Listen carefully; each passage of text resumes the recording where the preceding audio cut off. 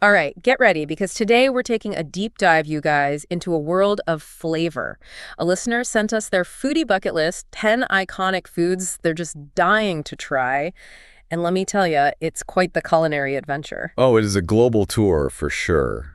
We're talking dishes with some serious history and tradition behind them. The kind of food that's been perfected over generations. Okay, so let's lay it all out on the table here. What deliciousness are we diving into today? Well, we're starting in Italy with Neapolitan pizza. The OG pizza. Then we'll hop over to Japan for some sushi. Ah, yes, the art of sushi. After that, Vietnam for some soul-soothing pho. Hmm. Then we're going to spice things up with a trip to Thailand for some massaman curry.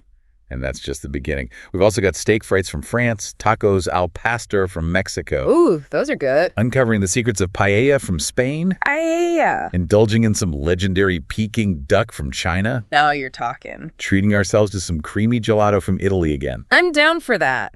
And finally, ending our journey with the aromatic symphony of biryani from India. Wow, I am hungry already. Okay, so we've got our culinary map laid out. Where do we even begin with a journey this epic? Neapolitan pizza is a great place to start, I think. It's considered like the birthplace of pizza as we know it today. Right. And its simplicity really is part of its magic. Okay. I get that's like the original pizza, but what makes it so special? I mean, pizza is pizza, right? Well, not quite. Neapolitan pizza is all about the specific ingredients they use and the techniques. We're talking San Marzano tomatoes, mozzarella di bufala, Good stuff. just a touch of basil, Yeah. all on this thin, hand-stretched crust. Yeah. And then they bake it in a wood-fired oven at an incredibly high heat. Yeah. And to guarantee you're getting like that authentic Neapolitan experience, there's the DOP designation. DOP. Okay, so break that down for me. What does that mean for my pizza experience? So DOP stands for Denominazione di Origine Protetta. Okay. It's basically like a guarantee of authenticity and quality. Ah, It means that the ingredients and the methods that they use to make the pizza meet these really strict standards set by the Italian government to protect that traditional Neapolitan pizza making process. so it's like a stamp of approval. Like, I'm getting the real deal, not some imposter pizza pretending to be from Naples. Exactly. I can already picture it. That bubbly crust, the tangy tomatoes, the melt-in-your-mouth mozzarella. And the char. Yeah. You can't forget that smoky depth of flavor from the wood-fired oven. Essential part of the Neapolitan pizza experience. Okay, I'm sold Neapolitan pizza. Okay. You are going on my must-try list. But let's shift gears for a second. We're heading to Japan. Time for some sushi. Right? Now everybody thinks it's just raw fish, but I know there's so much more to it than that. Oh, absolutely. Ah. Sushi is a culinary art form.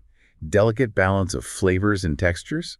It's all about fresh seafood, perfectly seasoned rice, and the skill of the sushi chef. Yeah. You've got nigiri, which is a slice of fish over vinegared rice, Mm. and the meikiri, which are rolls with ingredients encased in seaweed and rice.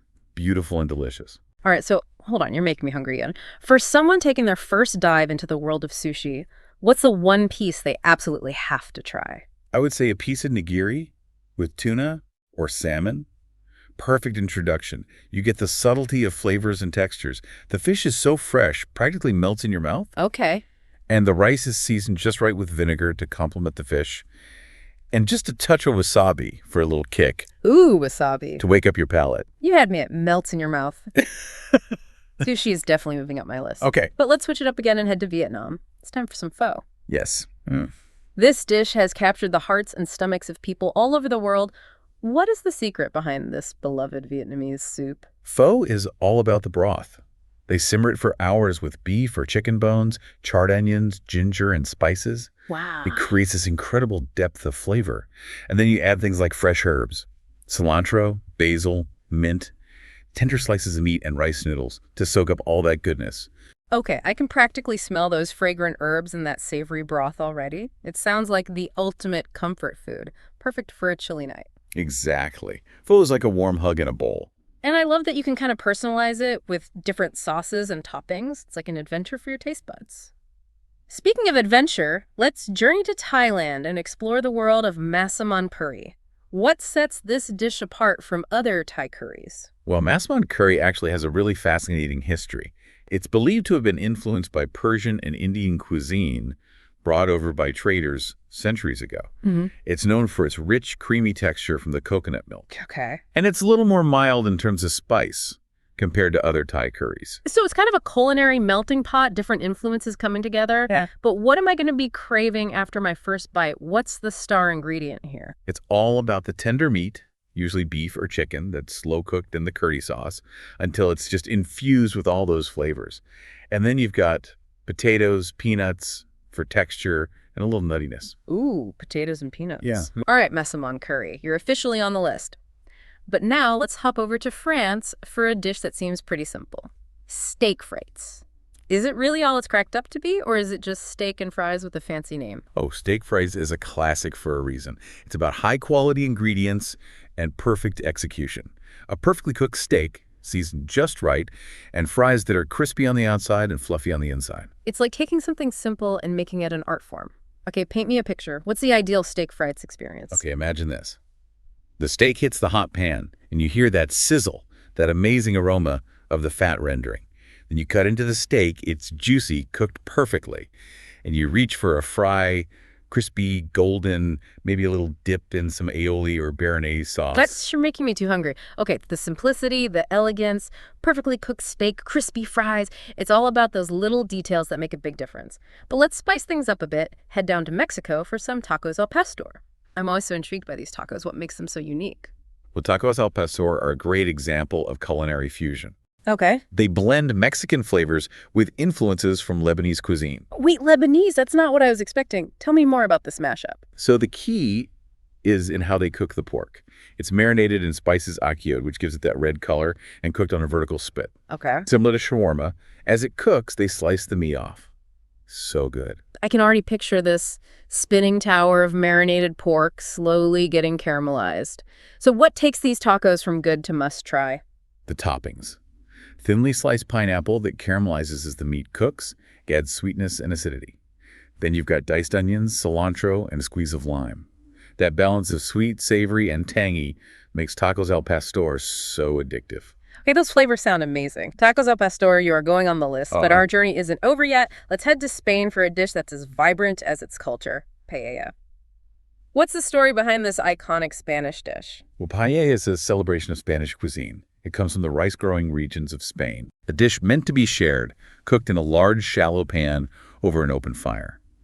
And it often has a mix of seafood, meat, and vegetables, all cooked together in this flavorful broth. Sounds like a feast for the eyes and the stomach. But what gives paella its unique flavor? What am I looking for in that first bite? Saffron. This spice, known for its golden hue and earthy flavor, is key to authentic paella. It infuses the rice with color and this subtle complexity. Saffron, check. But I've heard there's something special about the rice in paella, right? Can you tell me more about that? You're talking about the sauerkraut.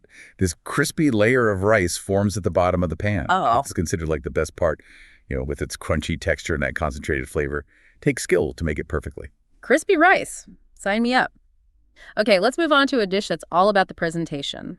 Peking duck. This one feels like a real culinary experience. What makes it stand out from other duck dishes? Peking duck is known for its super crispy skin and juicy, tender meat. It's prepared in a really intricate way. They dry the duck to remove moisture, which helps get that crispy skin. Then it's roasted to perfection. So visually stunning and delicious. I'm imagining this beautiful lacquered duck aroma filling the air. It sounds like a multi-sensory experience. Exactly. Often served as a multi-course meal. First, they present the crispy skin, sometimes carved right there in your table. Then you take a pancake, spread hoisin sauce, add some duck skin, scallions, cucumbers, and roll it all up. Crispy skin, savory sauce, fresh veggies. It's amazing. Wow, I am adding Peking duck to my must-try list right now. Okay, let's not forget dessert. Gelato. Now, I know it's Italian ice cream, but what makes it stand out from regular ice cream? Oh, gelato is in a league of its own. It has less fat and is churned slower, which gives it that dense, smooth texture and a more intense flavor. It's truly artisanal, with fresh, high-quality ingredients. Okay, so we're talking intense flavor, luxuriously smooth texture. What flavor should I look for on my first gelato adventure? You can't go wrong with the classics. Pistachio, hazelnut, stracciatella. But don't be afraid to branch out and try some unique flavors. You might discover a new favorite. Ooh, I love discovering new favorites. Okay, I'm definitely intrigued. But we have one last stop on our culinary tour, India, for a dish that's as complex as its history, biryani. What makes this dish so special? Biryani is a celebration of Indian culinary traditions. It's layered with marinated meat, fragrant rice, and a blend of spices. Okay. It's like a story, each layer revealing new flavors and textures. I'm imagining all sorts of textures and flavors going on, but break down the history of biryani for me. Where did it come from? It actually has Persian origins, brought to India by Mughal invaders centuries ago. And over time, different regions have developed their own variations. Wow, a real culinary journey through time. So for someone trying biryani for the first time, what are the key flavors? What will make their taste buds sing? It's all about the tender meat, the fluffy rice, and those intoxicating spices. You might find cardamom, cloves, cinnamon, saffron, all creating this complex flavor profile. Each bite is a discovery. Okay, my senses are on high alert. Tender meat, fluffy rice, aromatic spices. I think we've officially covered the globe with this incredible culinary lineup. What a journey. It really have been a feast for the senses. From the simplicity of Neapolitan pizza to the intricate flavors of biryani, this list showcases the diversity of global cuisine. And you know what? It's got me inspired to get in the kitchen and start experimenting. You know, as we're talking about all these incredible dishes, I'm realizing they have a lot in common, even though they come from totally different cultures. Yeah, it's fascinating, isn't it?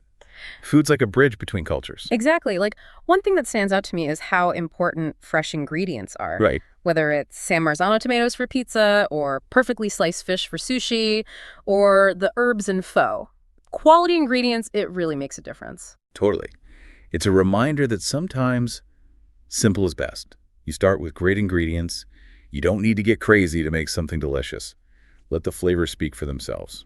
And it's not just about the ingredients, right? The techniques matter too. Oh, for sure. We talked about the precision of sushi, the slow simmering of the broth for pho, caramelizing the sugar for Peking duck. Mastering those techniques is what makes a dish really special. Absolutely. And those techniques, they're often passed down for generations, a connection to tradition and heritage. It's like each dish is telling a story about a whole culture. Speaking of stories, I'm still thinking about the Lebanese influence on tacos al pastor.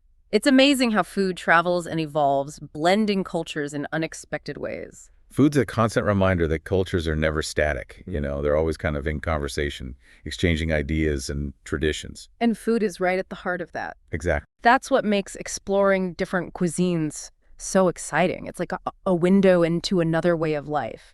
Makes us more understanding of the world, I think. But okay, let's talk practicalities for a second. Great. If someone's inspired to try these dishes, where do they even begin? I always recommend doing some research first. Look for restaurants near you that specialize in those cuisines you're interested in. Yeah. Read reviews, check out menus online. Don't be afraid to ask questions. And don't limit yourself to restaurants. Yeah. Explore local markets, food stalls, even cooking classes. It's a great way to immerse yourself in the culture. Totally agree. And if you're feeling adventurous, why not try cooking some of these dishes at home? Oh, yeah. So many recipes and videos online. It can be really fun. Absolutely. And don't be afraid to experiment in the kitchen. Sometimes the best discoveries happen when you put your own twist on things. But okay, before we get carried away with our culinary adventures, let's take a step back and think big picture for a minute. All right. What are some of the bigger ideas we've touched on today? I think one of the most important things is the emotional connection we have with food. It's more than just fuel. Right. It's about comfort, celebration, indulgence, even nostalgia. It's true. Think about that feeling you get from a bowl of pho, or the joy of sharing paella with friends and family, or that pure indulgence of a scoop of gelato on a hot day. Food can evoke memories, create traditions, bring people together. Yeah. It's a universal language. And it's a reminder that sometimes the simple things are the most powerful. Sharing a meal, trying something new, those moments make life richer. They do. And, you know, as we continue exploring these 10 iconic foods, I think it's important to remember that food is a journey, not a destination. Ooh, I love that. It's about the process of discovery, Yeah. the learning, the experimentation, the joy of sharing. But I'm curious, what are some of the most interesting connections you see between these dishes? What themes come up when you look at them as a whole? One thing that I find fascinating is how many of these dishes are a fusion of cultures. We talked about tacos al pastor, but even biryani, which we think of as Indian, it actually has Persian roots. Right. Food is always evolving, blending traditions to create something new. It speaks to how interconnected the world is, even through something like food. These dishes are telling us stories about migration, about ideas, about how cultures change over time. Absolutely. And I think it shows us the importance of keeping an open mind. Always be willing to try new things. I couldn't agree more. So as we continue this deep dive, let's hold on to that spirit of adventure. What other surprises and hidden gems are out there? Wow, we've traveled the globe, haven't we? Explored culinary traditions, savored the flavors of 10 iconic foods, from simple Neapolitan pizza to those complex layers of biryani. What a journey this has been. And we've really only just scratched the surface. There is so much more out there waiting to be discovered. It's true. This deep dive has made me so curious to keep exploring different cuisines. You've opened up a whole new world for me. That's the power of food. It connects us, teaches us, inspires us. I couldn't agree more. And I think that's a perfect note to end on. So to our listeners, we encourage you to keep going on your own culinary journey. Step outside your comfort zone, try something new, and savor every bite. And remember, food is about so much more than just what's on your plate. It's a story about history, culture, the things that make us human. So as we wrap up this culinary deep dive, I'm left feeling excited, full of wonder. What food experiences will you deep dive into next? Happy eating, everyone!